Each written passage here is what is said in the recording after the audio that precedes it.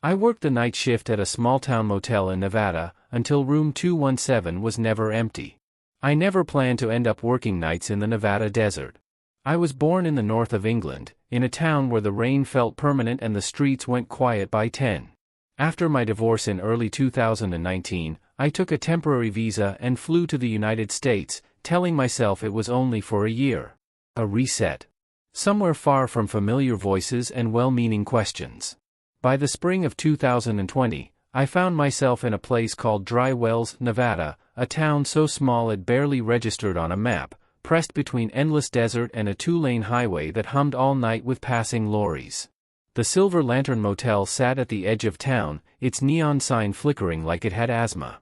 Half the letters didn't light properly, so at night it read Sil Er Lant RN.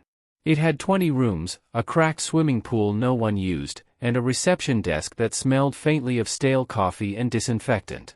I worked the night shift from 11 in the evening until 7 in the morning, 6 nights a week. The pay was poor, but the hours suited me. Fewer people. Less conversation. Just the low buzz of the vending machine and the desert wind scratching at the windows. The owner, a man named Howard Finch, was in his late 60s. He wore the same brown jacket every day and spoke like every sentence cost him money. On my first night, he gave me the keys, the logbook, and one warning. Room 217, he said, tapping the counter slowly. If anyone asks for it, tell them it's unavailable. No exceptions. I laughed, assuming it was some kind of local superstition. Howard didn't smile. He just looked at me for a long moment, then added, "And if the phone rings from that room, you don't answer it." I wanted to ask questions, but he was already walking away, leaving me alone with the hum of the fluorescent lights and the desert pressing in from all sides. For the first few weeks, nothing happened. Nights were monotonous. Truck drivers checking in around midnight. The occasional couple arguing quietly in the car park. Once, a man in a suit arrived at 3 in the morning, paid cash, and left before dawn without saying a word. I read old paperbacks, drank too much coffee, and watched the clock crawl forward. Room 217 sat at the far end of the second floor. The corridor light above it was dimmer than the rest, buzzing softly, as if struggling to stay awake. According to the register, it hadn't been rented out in years. No maintenance notes. No cleaning schedule. It was as if the room existed outside the normal rules of the motel. The first strange thing happened on a Tuesday night in late October. I remember because the air had turned unusually cold, even for the desert. Just after 2 in the morning, the front desk phone rang. The sound cut sharply through the silence, making me jump. I picked it up without thinking. "Front desk," I said, my voice still half asleep. There was breathing on the other end. Slow. Uneven. I waited, thinking it might be a drunk guest. "Hello?" I said again. Then I noticed the red indicator light on the switchboard. Room 217. My stomach tightened. I remembered Howard's words, suddenly very clear. I hung up the phone and stared at it, my heart beating faster than it should have. The phone rang again almost immediately. Same line. Same room. This time, I let it ring. It stopped after 6 rings. The silence that followed felt heavier than before, like the building itself was listening. I told myself it was a wiring fault. Old buildings had quirks. Nevada was full of abandoned places with bad electrics. Still, I didn't sleep much that day. The calls started happening more often. Always after 2 in the morning. Always from room 217. Sometimes the line was silent. Sometimes there was breathing. Once, I could swear I heard something like muffled speech, as if someone were talking from the other side of a wall. I checked the security cameras. The hallway outside room 217 was always empty. No movement. No shadows. The door never opened. One night in early November, a woman came to the desk just before midnight. She had an English accent, London, maybe, and looked exhausted. She asked if there were any rooms available. I glanced at the screen. Plenty were empty. "Yes," I said. "Any preference?" She hesitated, then smiled faintly. "Room 217, if possible. I don't know why, but I keep thinking of that number." The word sent a cold ripple through me. "I'm sorry," I said carefully. "That room's unavailable. Maintenance issues." She frowned. "That's odd. I stayed here years ago. Same room." It was memorable. I handed her a key for room 213 instead. She took it, still looking confused, and walked toward the stairs. As she disappeared from sight, the phone behind me began to ring. Room 217. By mid-November, I started noticing things I couldn't explain away. Footsteps above the desk when no one was checked in upstairs. The sound of a door closing softly at around 3:15 every morning. A faint smell of dust and old perfume drifting down the corridor stairwell. One night, during a particularly quiet shift, I finally did something I shouldn't have. Just after 3, when the phone rang again, I didn't hang up. I stayed on the line. "Who is this?" I asked, my voice barely louder than a whisper. There was a pause. Then a sound like fabric moving. And finally, a voice. Thin. Tired. "Close. You said you'd be back," it whispered. My throat went dry. "I think you have the wrong number," I said, though I knew that wasn't true. The line went dead. The next morning, Howard was waiting for me when my shift ended. He looked paler than usual, his eyes fixed on the logbook. "Did the phone ring last night?" he asked. I nodded. "And did you answer it?" I hesitated. Just for a second. That was enough. Howard closed his eyes, as if bracing himself. "It's happening again," he said quietly. I wanted to leave. To hand in my keys and walk out into the desert sunrise and never look back. But instead, I asked the question that had been building in my chest for weeks. What happened in room 217? Howard didn't answer straight away. He turned and looked toward the staircase leading up to the second floor. The corridor light flickered once, then steadied. "Not everyone who checks out," he said, finally, "actually leaves." And that was when I realized something else, something far worse. Every time the phone rang from room 217, the register updated itself. A new name appeared. Always at 2:17 in the morning. The first name I saw appear on the register was written in a font that didn't quite match the rest. All the other entries were clean, digital, evenly spaced. This one looked slightly blurred, as if the system itself wasn't sure it should exist. Eleanor White. Checked in at 2:17 a.m. No checkout time listed. I stared at the screen until my eyes burned. I hadn't typed anything. I hadn't touched the keyboard. The name simply appeared, quietly, like it had been waiting for permission. Howard followed my gaze. His shoulders sagged the moment he saw it. "She's back," he murmured. Not surprised. Not angry. Just tired. "Back from where?" I asked, though I already suspected the answer would make me regret asking.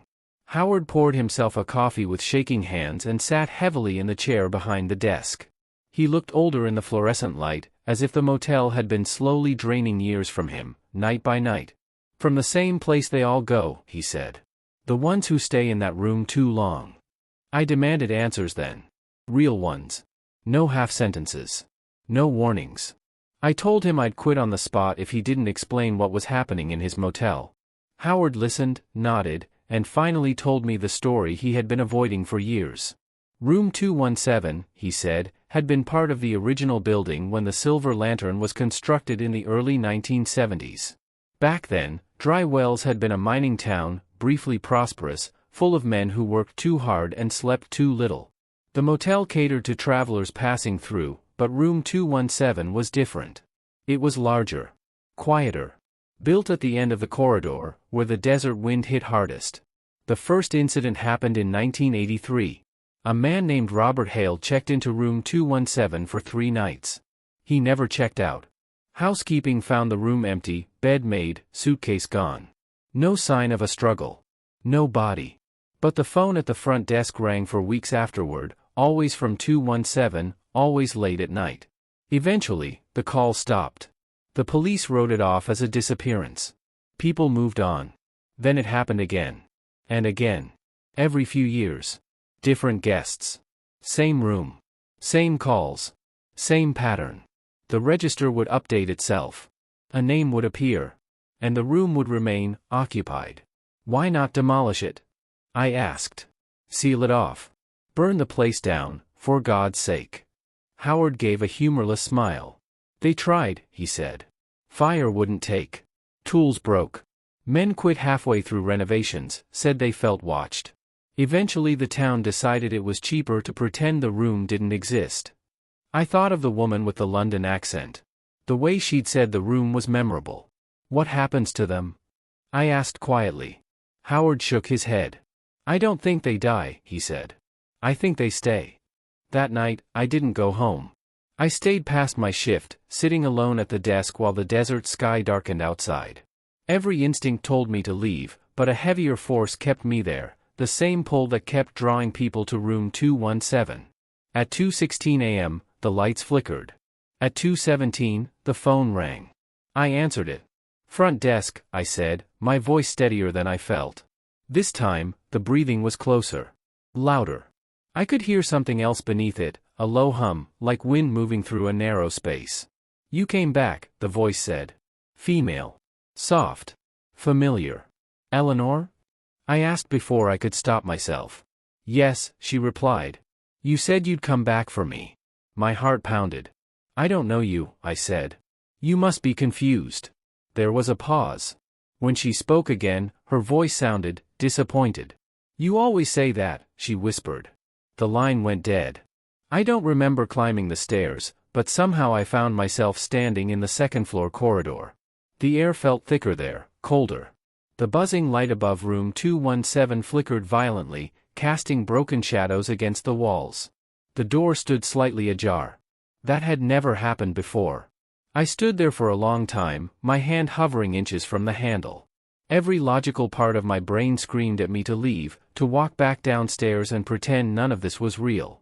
But another part, deeper, quieter, felt certain that if I didn't open that door now, I never would.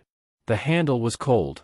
Not just cool to the touch, but unnaturally cold, like metal left outside overnight in winter. When I pushed the door open, the hinges didn't creak. They moved silently, smoothly, as if the door had been opened countless times already that night. The room was lit, though no lamp was on. A pale, ambient glow filled the space, coming from nowhere I could identify. The furniture was old, older than the rest of the motel, and the air smelled faintly of dust and something floral. Perfume. The bed was occupied. Eleanor sat on the edge, hands folded neatly in her lap. She looked just as she must have years ago. Mid-30s. Dark hair pulled back loosely. Wearing a coat that was no longer in fashion. Her eyes lifted when she saw me. You took your time, she said gently. I don't understand, I whispered. How long have you been here? She tilted her head, thinking. Long enough that time doesn't feel right anymore, she said. Sometimes it's night. Sometimes it's not. But the room is always full. Full of what? I asked. She gestured around her. Of us. Only then did I notice the others. Not fully solid. Shapes in the corners. Reflections in the mirror that didn't match the room. Faces overlapping, fading in and out, all watching me with the same quiet expectation. They don't let us leave, Eleanor said. But they let us call. Who is they? I asked. Her expression darkened. The room, she replied. The door behind me closed softly. And I realized, too late, that the corridor light outside had gone out. The register downstairs would update soon. Another name would appear. The darkness in the corridor pressed against the door like a held breath. I turned the handle instinctively, but it did not move. Not locked. Just unmoving, as if the idea of opening no longer applied to it. The room behind me felt warmer now, the faint glow intensifying, revealing details I hadn't noticed at first. The wallpaper was patterned with tiny repeating shapes that hurt to look at for too long, as if they refused to settle into one form. The carpet showed deep impressions, footprints layered over footprints, worn into paths that led nowhere. Eleanor watched me carefully. There was no malice in her expression. Only relief. The kind that comes when someone finally shares a burden. You can still leave, she said. If you don't stay too long. How? I asked. My mouth felt dry, every word scraping its way out. The door won't open. She glanced at it, then back to me. It will. Eventually. It always does. Just not when the room is hungry. That word settled into my chest like a stone. Hungry. One of the shapes near the mirror shifted, becoming clearer. A man in a denim jacket, his face pale and stretched, eyes flicking toward me and then away. Another shape formed near the bathroom door, smaller, hunched, whispering something I couldn't hear. The air vibrated faintly, the same low hum I'd heard through the phone line, now strong enough to feel in my teeth. Why me? I asked. Why do people keep coming back here? Eleanor smiled sadly. Because you already belong to it a little, she said. You came here broken. Lost. The room likes that. It gives you something to hold on to. I thought of my empty flat. Of the long nights behind the desk, filling silence with noise so I wouldn't have to think. I hadn't realized how thin the line was between being alone and being claimed. The hum deepened. The lights flickered once, then steadied. The mirror across the room rippled, its surface turning dark, reflective in a way that showed more than it should. I caught my reflection and nearly recoiled.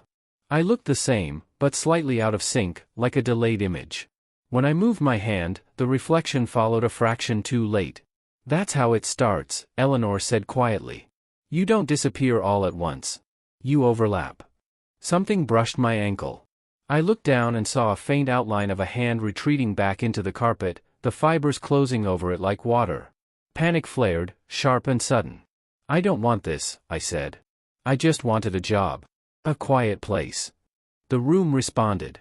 The hum rose, not angry, but attentive. The wall seemed to lean inward, just slightly, as if listening. The shapes around me grew clearer, their faces filled with longing. You said that too, Eleanor said.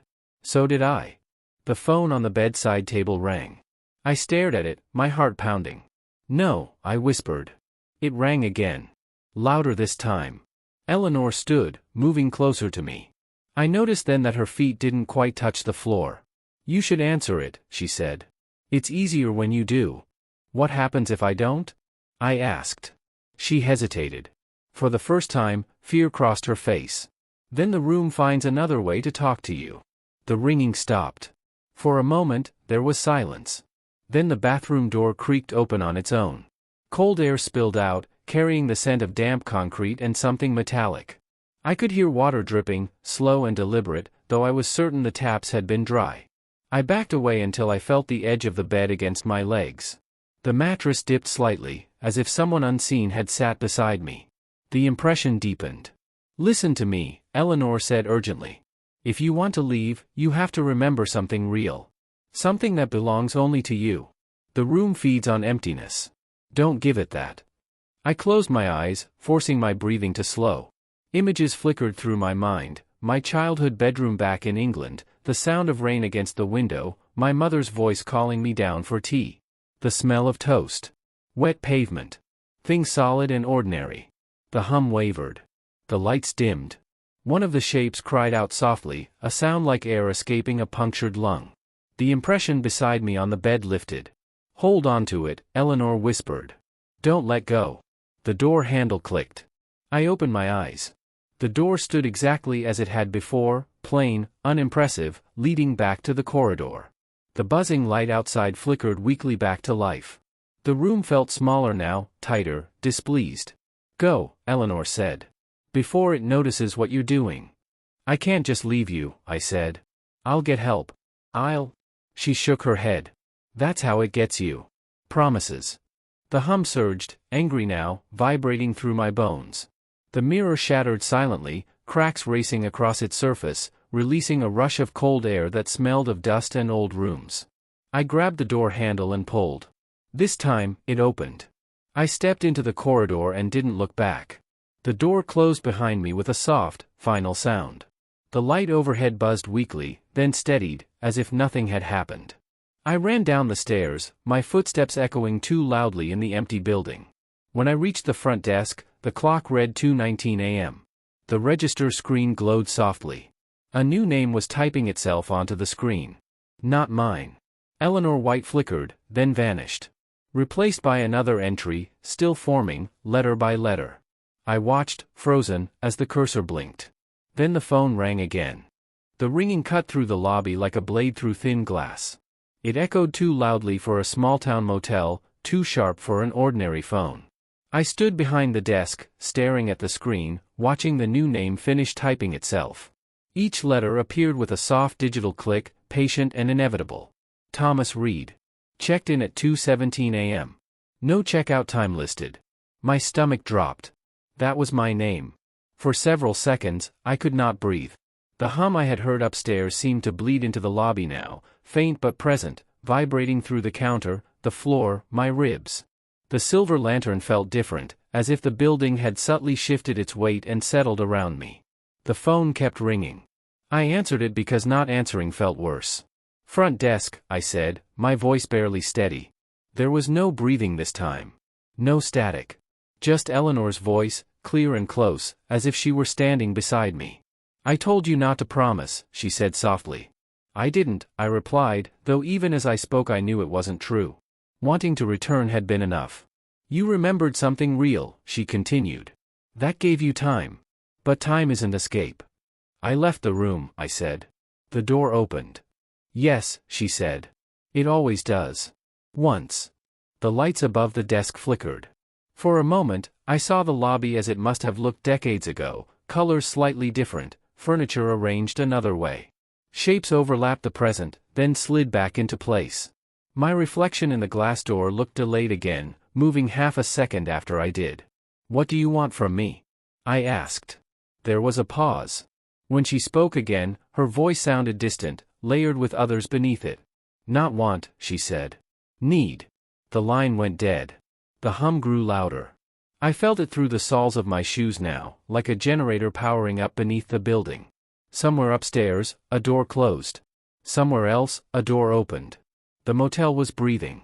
Howard should have been there. The other staff. Anyone.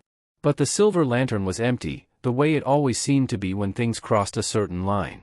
I realized then that the night shift wasn't just a job. It was a selection process. I backed away from the desk, shaking my head. "No," I whispered. "I won't." The register chimed softly, as if acknowledging my refusal. The cursor blinked beneath my name, waiting. The corridor lights upstairs turned on one by one. I knew, without needing to check, that room 217 was no longer dark. I could leave, I told myself. Walk out the front door. Get in my car. Drive until the desert swallowed the motel in the rearview mirror. The thought felt thin, fragile. Like a lie that only worked if examined quickly. I pushed the front door open. Cold desert air rushed in, carrying the smell of dust and sage. For a heartbeat, hope flared. The night outside was vast and indifferent, stars scattered across the sky. Freedom. Then I looked down. My footprints in the sand led away from the door. They curved, looping back toward the building, toward the second-floor wing. No matter where I stepped, the sand rearranged itself, guiding me inward. The desert itself refused me. Behind me, the front door swung shut. The hum deepened, settling into a rhythm that matched my heartbeat. Each thump pulled me closer to the stairs, my legs moving with a certainty that wasn't mine. I grabbed the banister, trying to resist. The wood felt warm. Alive. "This is how it happens," I muttered. "This is how it takes you." The motel did not disagree. I climbed the stairs slowly, every step heavy with dread. The corridor was brighter now, the buzzing light steady and harsh. The door to room 217 stood open, wider than before, spilling that pale, directionless glow into the hallway. Inside, the room had changed. The furniture was gone. The walls stretched farther back than they should have, receding into a shadowed space that felt more like a tunnel than a room. The carpet rippled underfoot, as if something large moved beneath it. The air was thick with perfume and rust, flowers and blood. Eleanor stood near the center, clearer than before. More solid. More real. "You came," she said. "I didn't have a choice," I replied. She nodded. Neither did I. The shapes gathered behind her, dozens now, faces layered and overlapping. Men and women from different years, different lives, all bound to the same impossible space. Their eyes were fixed on me with something close to hope. "This is where it ends?" I asked. "This is where it settles," Eleanor said. "The room needs continuity." A voice. Someone to answer the phone. Understanding hit me slowly, horribly. "You," I said. "You're not trapped. You're working." Her expression twisted with something like shame. "Someone has to speak for it," she said. "Someone has to remember the world outside, so the room knows what to take." The hum rose, triumphant. I felt it then, the subtle pull inside my chest, the sense of overlap increasing. My hands looked slightly translucent at the edges. When I breathed, the room breathed back. "I won't do it," I said. "I won't become you." "You already are," she replied gently. "Just earlier in the process." I laughed then. A short, broken sound. There has to be another way. Eleanor stepped closer. For the first time, she reached out and touched my arm. Her hand was warm. There is, she said. But it costs more. The shapes behind her stirred, uneasy. What? I asked. Someone can leave, she said. But only if someone else takes their place fully. Completely. The room seemed to hold its breath. You're asking me to stay forever, I said. She shook her head. I'm asking you to replace me. Silence fell, heavy and absolute. I thought of the nights ahead, of endless ringing phones, of names appearing on a screen without permission. I thought of Eleanor, trapped in this half-existence for decades, carrying the weight of every soul the room consumed. I thought of my mother's voice. Of rain on windows. Of ordinary mornings. You'll be free, she said quietly. You'll go home. And you? I asked. She smiled, real and grateful. I'll finally check out. The hum faltered, uncertain. I closed my eyes. When I opened them again, I nodded. The room screamed. Not with sound, but with pressure, with resistance, with a force that tore through me as the overlap snapped into place. I felt myself stretch, thin and wide, my memories spreading through the walls, the floor, the wires behind the desk. Pain came in waves, then dulled into something distant and manageable. Eleanor stepped back, solidifying fully for the first time. Thank you, she whispered. The glow dimmed. The room shrank, collapsing back into its proper dimensions. The shapes faded, one by one, released. Eleanor walked past me, through the door, into the corridor. She did not look back. The door closed. I stood alone in room 217. Time passed differently after that. I learned the rhythms of the motel, the way the building listened, the way it called out to the lonely and the lost. I learned how to soften my voice on the phone, how to sound familiar, how to promise nothing while offering everything. The register downstairs updates itself now and then. Names appear. The phone rings. I answer. Sometimes, late at night, when the desert wind is just right, I remember rain and toast and home. The memory hurts, but it keeps the room satisfied. Room 217 is never empty. And now, neither am I.